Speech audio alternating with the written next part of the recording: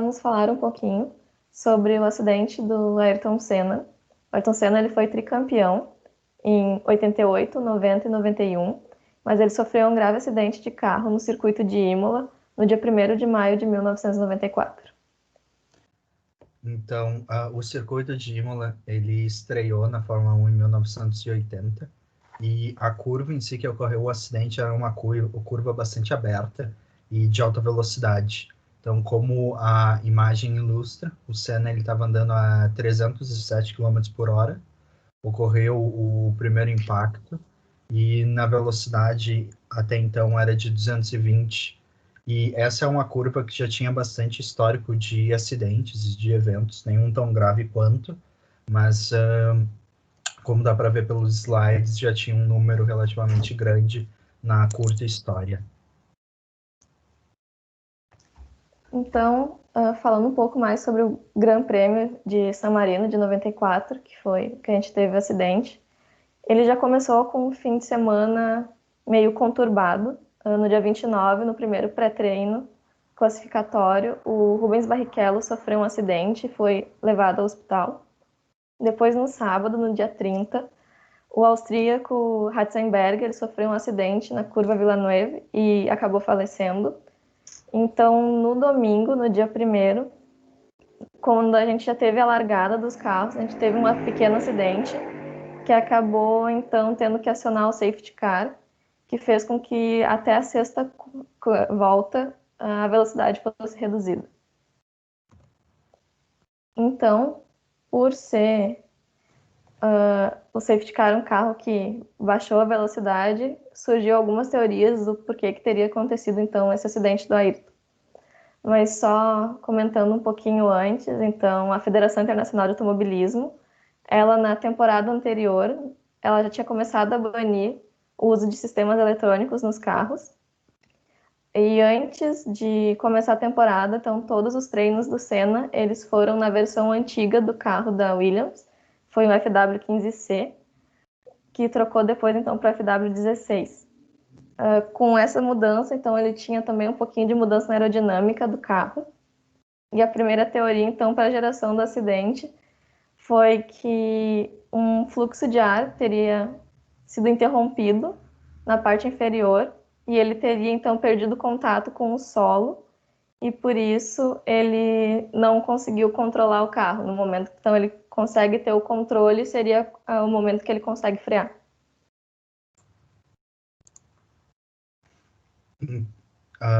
Então, logo após o acidente, foi encontrado no chão uma coluna de direção, como está destacado na figura, e surgiu esse questionamento de se foi um impacto da batida que soltou. E a perspecção do acidente ele começou a mudar a partir de então, e foi muito mais centrado nesse questionamento. Então, essa teoria da falha na coluna de direção foi levantada com duas possibilidades, uma sendo a de fratura parcial da coluna e a outra a fratura completa da coluna. Essa coluna tinha sofrido uma modificação anterior aí à corrida, onde foi feita a soldagem de um tubo de diâmetro menor e inserido esse tubo dentro da coluna original para se aumentar o comprimento da coluna de direção a pedido do próprio Ayrton Senna. Então, o local da fratura ele aconteceu bem próximo à região da solda, que foi então provavelmente causado pela mudança de seção da coluna, que gerou um concentrador de tensão no sistema. E aí a gente também observa uma mudança desproporcional da rigidez entre o aço original e o aço que foi utilizado nesse tubo de diâmetro menor. No caso, o aço utilizado na coluna original era um aço T45 e o aço da modificação era um aço EN14. A falha também ela deveria acontecer após 350 mil ciclos, de acordo com a Williams, mas a coluna tinha passado apenas por 27 mil ciclos antes da ruptura. Bom, então, a parte de uma análise técnica do caso não foi muito robusta. Tem poucos casos de análise técnica, até pelo caráter e o lado jurídico do acidente, mas o que dá para se falar é que com o aumento do comprimento da barra, aumenta o esforço e a tensão sofrida pela mesma. Então, como um todo, as tensões do componente aumentaram. E o outro aspecto que é bastante questionável foi a escolha do local onde a solda foi inserida. Então, como a gente pode ver no slide, tem destacado uma região que aquela região destacada, ela é o ponto onde, que é o último ponto de suporte antes do concentrador de tensão e é o ponto onde a tensão é máxima. Então, a solda foi inserida logo depois do ponto de tensão máxima e a diferença do diâmetro das duas fazem um concentrador de tensão. Então, somando um com o outro, acabou gerando uma situação bem crítica que gerou ruptura, né? E foi o questionamento que nós trazemos aqui, e se essa soldagem tivesse sido realizada na região do traço vermelho destacada, porque poderia ter sido um resultado diferente, simplesmente pela diferença de tensão que teria só na barra. Então, seria a mesma coluna de direção, os mesmos materiais, mas só o local em que a soldagem fosse inserido poderia mudar totalmente o resultado.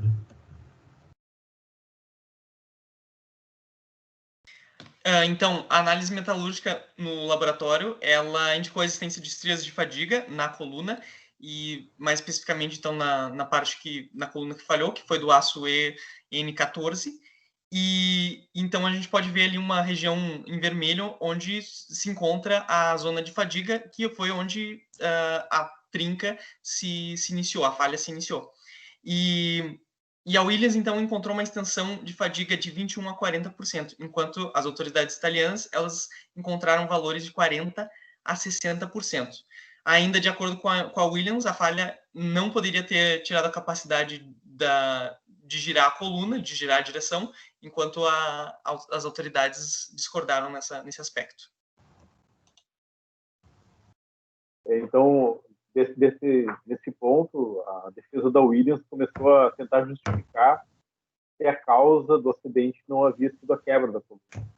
Então, eles buscaram várias imagens dos testes, mostrando sendo dirigido, os dados da telemetria, mas nesse exemplo aqui ao lado dá para perceber que existe um dos dados de telemetria, a parte de cima, sinal positivo, mostra exatamente quando acontece uma aceleração do motorista. E na parte negativa, abaixo da linha, é quando está freando.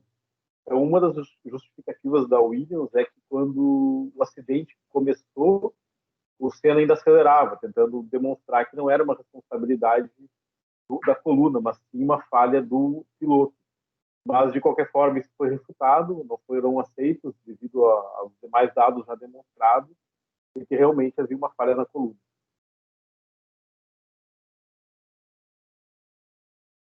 Ainda nesse ponto, de qualquer forma, passaram 13 anos, até que em 2007, o Patrick Head, que é o projetista, um dos principais projetistas e cofundador da Williams, ele acabou sendo acusado de homicídio culposo e sendo responsabilizado pelo acidente. No entanto, como já passaram mais de 10 anos, já haviam passado 10 anos, ele foi absolvido devido ao crime ter prescrevido. Bom, a partir de todas essas informações discutidas, os dados que foram disponibilizados nos últimos anos, eles foram, e alguns ainda continuam sendo analisados em diversos artigos, mas eles descartaram diversas hipóteses, surgiram muitas hipóteses. Algumas delas estavam relacionadas com a pressão do pneu, ser uma possível causa raiz. Dessa forma, se concluiu que a causa mais provável, a mais indicada, conforme foi apresentado, é a ruptura por fadiga na coluna de direção. Esse acidente, historicamente, ele acabou trazendo muitas mudanças na Fórmula 1 e também nas empresas do setor automotivo, onde uma quantidade enorme de normas foram modificadas. Em diversos países, normas referentes à segurança, a traçado de pistas também, nas pistas de teste, aos projetos dos carros e acessórios como o HANS, que é um suporte para a cabeça que até então não existia. Acredita-se que se o Senna tivesse ele, poderia pelo menos minimizar o acidente do que aconteceu na arquitetura da